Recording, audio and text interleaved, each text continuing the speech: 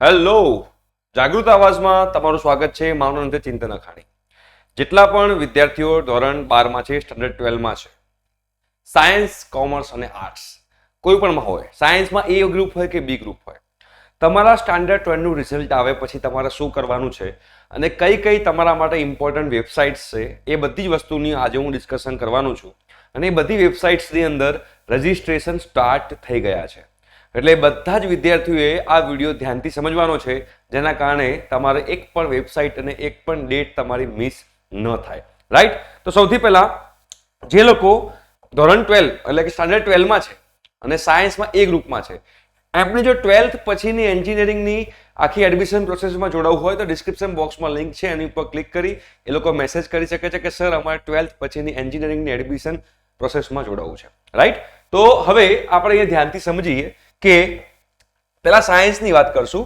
તો સાયન્સની અંદર આપણે બે ગ્રુપ છે, એક એ ગ્રુપ છે અને બીજું જે છે બી ગ્રુપ છે. રાઈટ? એ ગ્રુપ એટલે કે ફિઝિક્સ, કેમેસ્ટ્રી, મેથ્સ કહેવાય અને બી ગ્રુપ એટલે કે ફિઝિક્સ, કેમેસ્ટ્રી અને બાયોલોજી કહેવાય. પીસીબી એન્ડ પીસીએમ આ બે મેઇનલી એના પાર્ટ પડતા હોય છે. હવે તમે લોકો જો તમારા ગુજકેટ પ્લસ બોર્ડના આધારે તમે લોકો એડમિશન લેવાના હોવ તો તમારી પહેલી જે આપણા ગુજરાત લેવલની સૌથી મોટી ઇમ્પોર્ટન્ટ વેબસાઇટ જે છે એ છે એસીપીસી. આ એસીપીસીમાં જેનું ફૂલ ફોર્મ છે admission committee four professional courses, આની અંદર તમારે કરાવવું પડશે રજિસ્ટ્રેશન. ઓકે, આ તમે જ્યારે કરાવશો ત્યારે ધ્યાનથી સમજવાની જરૂર છે કે આમાં જે લોકો એ ગ્રુપમાં છે એ એસીપીસી થ્રુ બે વસ્તુની અંદર એડમિશન લઈ શકે છે, બે ટાઈપના કોર્સની અંદર એડમિશન લઈ શકે છે. એમાં ટાઈપ 1 જે છે એન્જિનિયરિંગમાં એડમિશન લઈ શકે છે, એઝ વેલ એઝ એ લોકો ફાર્મસીમાં પણ એડમિશન લઈ શકે છે.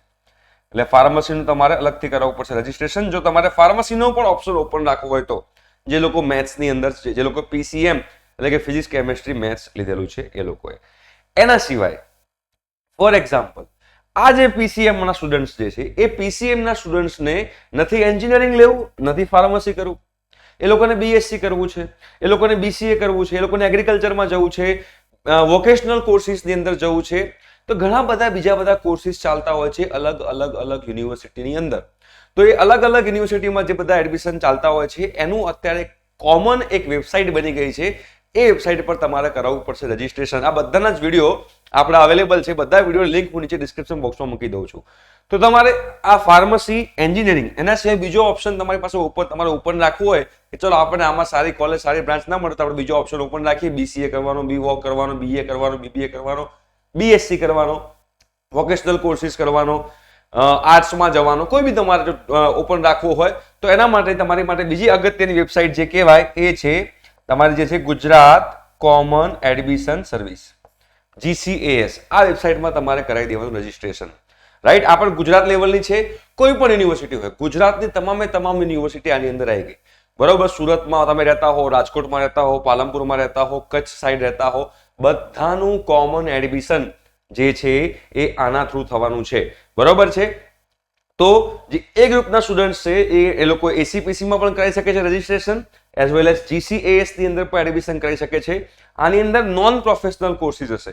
જે એન્જિનિયરિંગ જે છે એને પ્રોફેશનલ કોર્સ કહેવાય, ફાર્મસી જે છે એને પ્રોફેશનલ કોર્સ કહેવાય.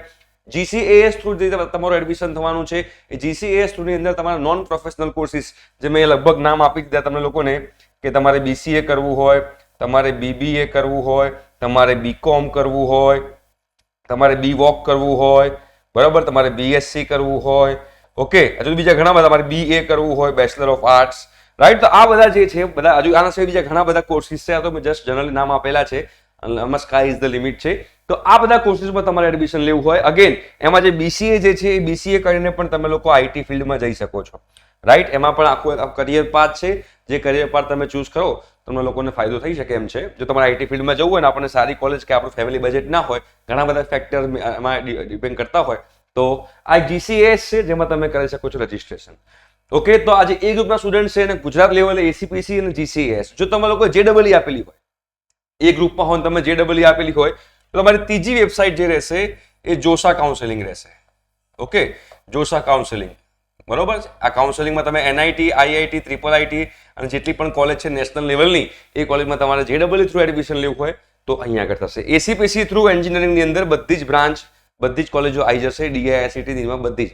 બટ એમાં તમારે DIIT નિરમા જેવી PDPU જેવી એવું જેવી યુનિવર્સિટીમાં તમારે JEE થ્રુ લેવું હોય તો એ યુનિવર્સિટીની તમારે પર્સનલી અલગથી એ વેબસાઇટ પર જઈને ફોર્મ ભરવા પડશે. તો મેઇનલી જોવા જઈએ ને તો ગુજરાતના વિદ્યાર્થીઓ માટે જો તમારી પાસે PCM હોય, તમારી પાસે 3 ઇમ્પોર્ટન્ટ વેબસાઇટ છે. એક છે ACPC, એક છે GCAS અને બીજી છે જોશા કાઉન્સેલિંગ. રાઈટ. હવે વાત કરીએ સાયન્સની અંદર બી ગ્રુપ વાળા સ્ટુડન્ટ્સની કે બી ગ્રુપ વાળા સ્ટુડન્ટ્સે કઈ કઈ ઇમ્પોર્ટન્ટ વેબસાઇટ ધ્યાનમાં રાખવી. સૌથી પહેલી પીસી જે છે એ લોકોએ ACPC જે છે એમ તમારા માટે પણ ઇમ્પોર્ટન્ટ છે. કેમ? PCB વાળા માટે, ફિઝિક્સ કેમેસ્ટ્રી બાયોલોજી વાળા માટે. તમારે જો ફાર્મસીમાં બેટા એડમિશન લેવું હોય ફાર્મસી, તો ફાર્મસી માટે પણ તમારે લોકોએ ACPC થ્રુ જ તમારે કરાવવાનું છે રજીસ્ટ્રેશન. એઝ વેલ એઝ તમારે જો એન્જિનિયરિંગમાં જવું હોય PCB વાળા, તો PCB વાળા એન્જિનિયરિંગમાં એડમિશન લઈ શકે છે. બટ લિમિટેડ બ્રાન્ચ છે અને લિમિટેડ બ્રાન્ચ કેટલી છે? ટોટલ 7 બ્રાન્ચ છે.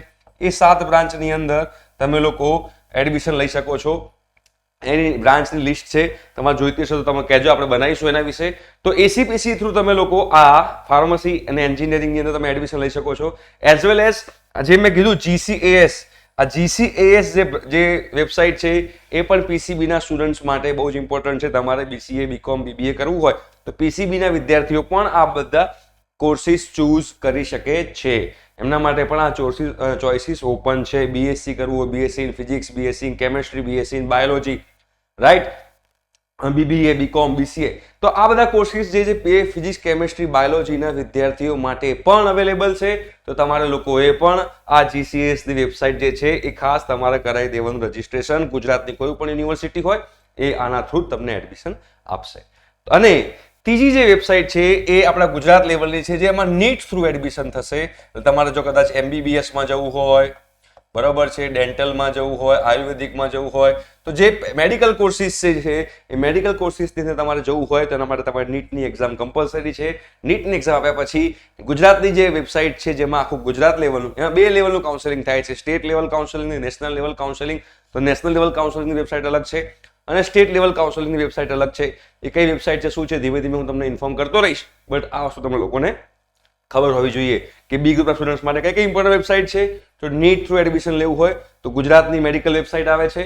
એ એન્જિનિયરિંગમાં કે ફાર્મસીમાં એડમિશન લેવું તો ACPC ની વેબસાઇટ આવે છે. અને PCB વાળા લોકોને પણ જો આ બધામાં કોર્સમાં એડમિશન લેવું હોય તો GCAS વેબસાઇટ છે, Gujarat common admission services. Okay, આ થઈ ગયું આપણે સાયન્સના સ્ટુડન્ટ્સની વાત. એના પછી આપણે વાત કરીએ કોમર્સ અને આર્ટ્સના સ્ટુડન્ટ્સની વાત. જે લોકો કોમર્સમાં છે, જે લોકો આર્ટ્સમાં છે, એ બધા લોકોએ શું કરવાનું છે? તો એ બધા લોકો માટે માત્ર ને માત્ર એક જ વેબસાઇટ અવેલેબલ છે, જે વેબસાઇટનું નામ છે GCAS. રાઈટ. આ GCAS માં તમારે રજીસ્ટ્રેશન કરાવવાનું છે. બીકોઝ તમે લોકો જે આ પ્રોફેશનલ કોર્સિસ જે છે એ પ્રોફેશનલ કોર્સિસમાં તમે લોકો એલિજિબલ નથી. એના માટે તમારે સાયન્સ હોવું જરૂરી છે. કોમર્સ અને આર્ટ્સના સ્ટુડન્ટ છે એ આ બધા કોર્સિસ માટે અવેલેબલ છે, આ બધા કોર્સિસ માટે એલિજિબલ છે. તો તમારે એના માટે માત્ર ને માત્ર જે કોમર્સના સ્ટુડન્ટ છે એ લોકોએ માત્ર ને માત્ર GCAS ની વેબસાઇટ પર જ કરાવવાનું છે રજીસ્ટ્રેશન. આની લાસ્ટ ડેટ કઈ છે GCAS ની? તો GCAS ની વેબસાઇટ ઉપર લખેલું છે કે જ્યારે તમારું 12th નું રિઝલ્ટ આવશે, 12th નું તમારું જે રિઝલ્ટ આવશે એ 12th ના રિઝલ્ટ પછી 2 વીક સુધી તમારું રજીસ્ટ્રેશન ચાલુ રહેશે GCAS ઉપર. એટલે જેવું 12th નું રિઝલ્ટ આવશે એના 2 અઠવાડિયા સુધી એ રહેશે, પછી એનું રજીસ્ટ્રેશન બંધ થઈ જશે. રાઈટ. તો આઈ થિંક સો કે બધા લોકોને ખબર પડી ગઈ હશે કે તમે સાયન્સમાં A ગ્રુપમાં હોય તમારા માટે શું છે, B ગ્રુપમાં તમારા માટે શું છે, અને કોમર્સ અને આર્ટ્સમાં તમારા માટે શું છે. તમારે બીજો કોઈ વિડીયો બનાવવો હોય તો કમેન્ટ બોક્સમાં કમેન્ટ કરજો, આપણે 110% એના વિશે વિડીયો બનાવીશું. ઠીક છે? Thank you so much. By.